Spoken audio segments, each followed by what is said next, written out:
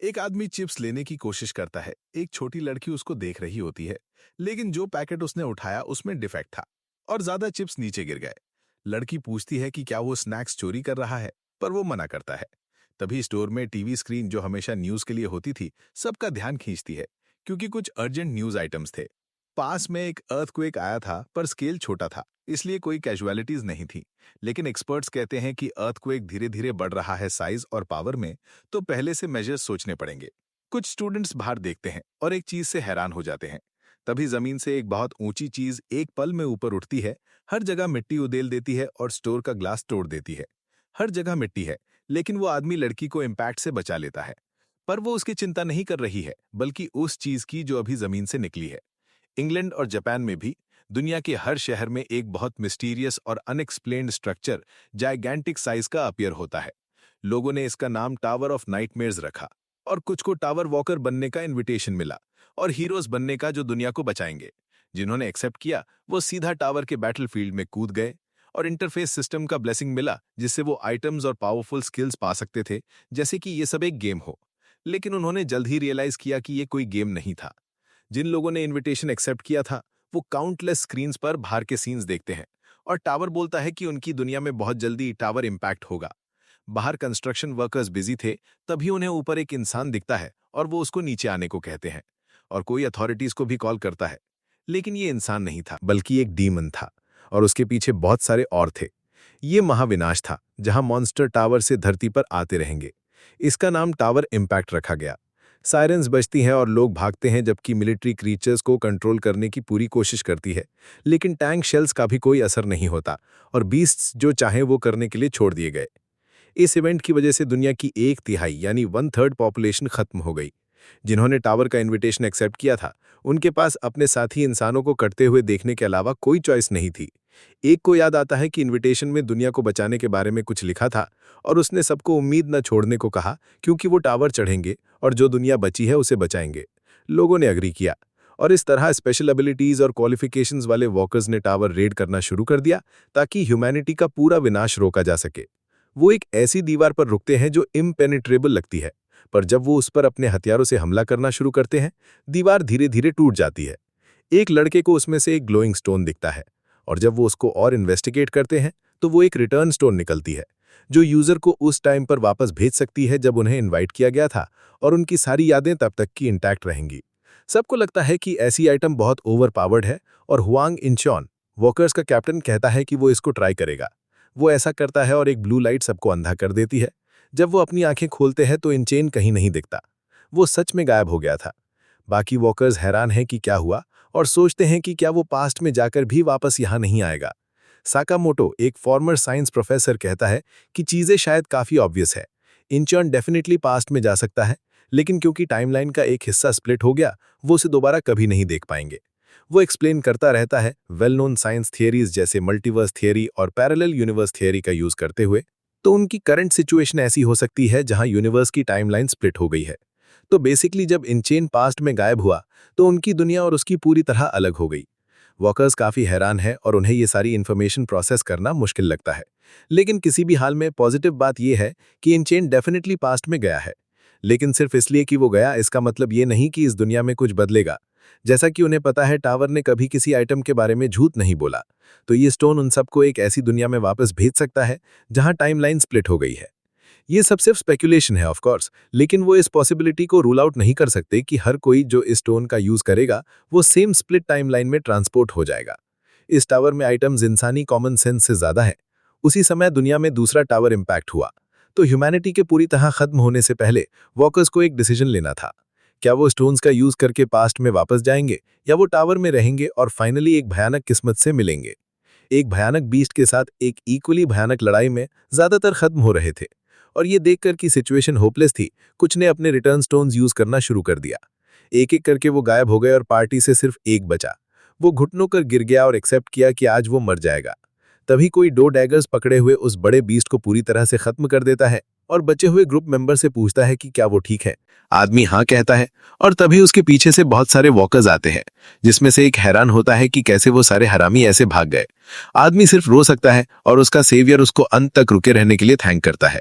उन्होंने उसको एक स्टोन दिया और ये लोग टावर में बची हुई अकेली उम्मीद थे। ये लोग जो रिटर्न स्टोन से जरा भी टेम्प्टेड नहीं हुए। ह्यूमैनिटी की आखिरी लाइन ऑफ डिफेंस और आखिरी वॉरियर्स, कार्पे डियम।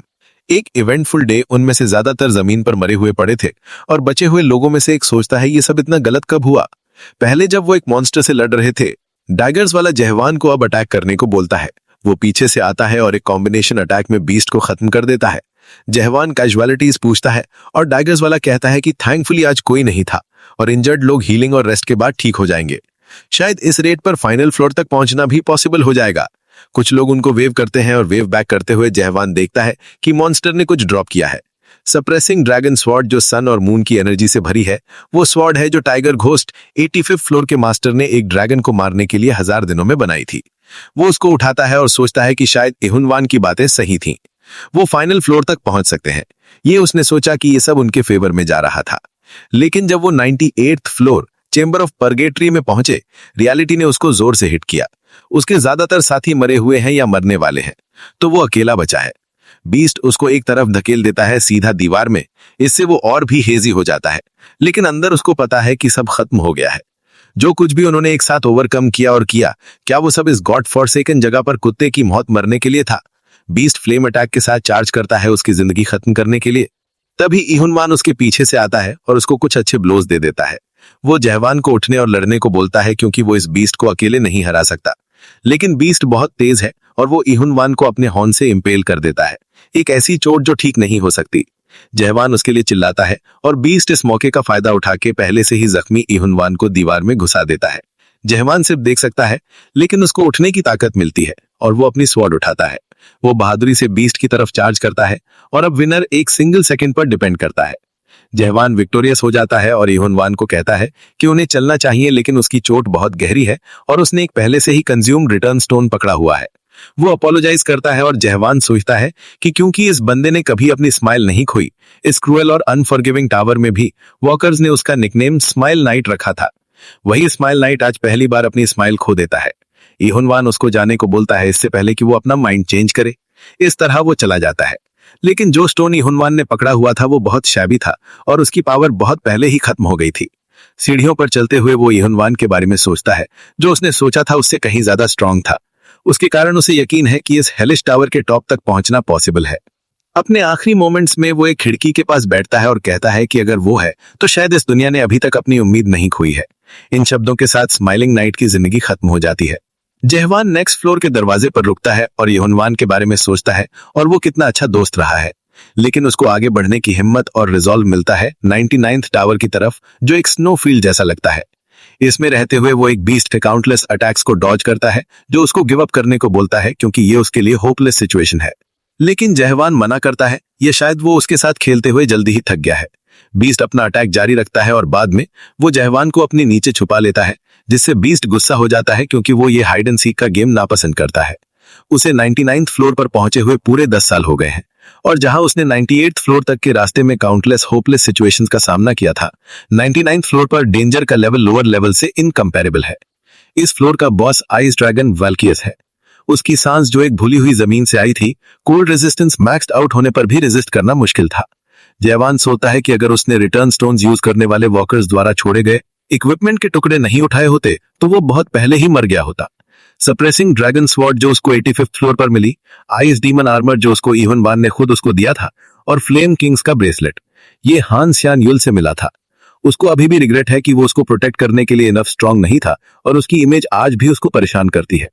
वो सोचता है कि वो कैसे मरी, लेकिन ब्लैकस्मिथ उसकी सोच रोकता है और पूछता है कि क्या वो सच में 99th टावर को दोबारा चैलेंज करने वाला है। वो कंफर्म करता है क्योंकि उसको लगता है कि अब वो उसको हरा सकता है। एटपस का ब्लैकस्मिथ जे सोचता है कि क्या ऐसा सच में होगा। ये वो गांव है जिसे 50th floor boss monsters dragon अल्टिमियानिस, जिसे अटपस के नाम से जाना जाता है, उसको हराने के बाद रिक्लेम किया गया था। वाइल जहां हर दिन काउंटलेस इंजर्ड या डेड वॉकर्स आते थे, लोगों ने कभी सच में उम्मीद नहीं खोई और प्रीस्ट्स ने इमरजेंसी रेस्क्यू यूनिट्स एस्टैब्लिश की थी वॉकर्स को बचाने के लिए जो अब लड़ नहीं सकते थे। और वर्कशॉप्स के ब्लैकस्मिथ्स ने ह्यूमैनिटी के सैल्वेशन के लिए लड़ने वाले वॉकर्स के लिए इक्विपमेंट फ्री में बनाए थे। जयवान कहता है कि ऐसा लगता है कि वो अटपस में अकेला ब्लैकस्मिथ बचा है। जय कहता है कि उसको ये याद नहीं दिलाना चाहिए क्योंकि वो उसका अकेला कस्टमर भी एनीवे है। ज्यादा इंपॉर्टेंट बात यह है कि लोअर फ्लोर से सप्लाईज दिन ब दिन कम हो रही हैं। कुछ महीनों पहले तक मिनरल्स की कुछ सप्लाईज आ रही थी, लेकिन अब मिलना बहुत मुश्किल है। जयवान सोचता है कि ये तो नेचुरल है क्योंकि टावर में शायद ही कोई इंसान जिंदा है। उसको ये भी नहीं पता कि कौन सा साल है और अब तक 10 से ज्यादा टावर इम्पैक्ट्स हो चुके हैं और उस पॉइंट से लोगों को फर्स्ट फ्लोर पर समन करना बंद हो गया था। धरती पर सारे इंसान शायद खत्म हो गए थे, राइट? जे इस पर कमेंट नहीं करता और इंस्टेड पूछता है कि क्या उसको आजकल टावर पर ऊपर जाते हुए कुछ परेशान नहीं कर रहा है।